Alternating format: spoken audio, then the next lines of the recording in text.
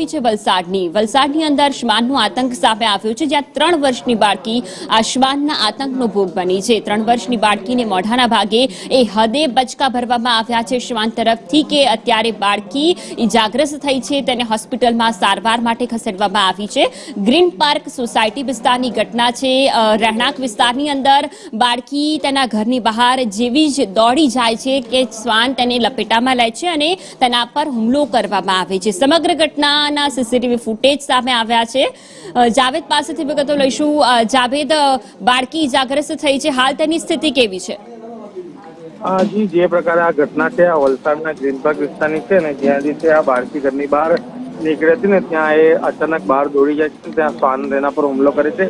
બાળકીના ચહેરાના ભાગે તેનો હુમલો કર્યો છે। ઘટના બનતાની સાથે દોડામદોડી થાય છે। બાળકી બૂમાબૂમ પાડે છે, જેને લઈને તેના પરિવાર બહાર નીકળીને તેને હોસ્પિટલમાં લઈ જવામાં આવ્યો છે અને ત્યાં જે છે તેની સારવાર કરાવીને તેને ઘરે પરત લઈને આવી છે। ત્યારે વલસાડની અંદર રખડતા શ્વાન દ્વારા આ હુમલો કરવામાં આવતા જે ઘટના છે એ સીસીટીવીમાં કેદ થઈ હતી। જી બિલકુલ, આભાર તમામ વિગતો બદલ।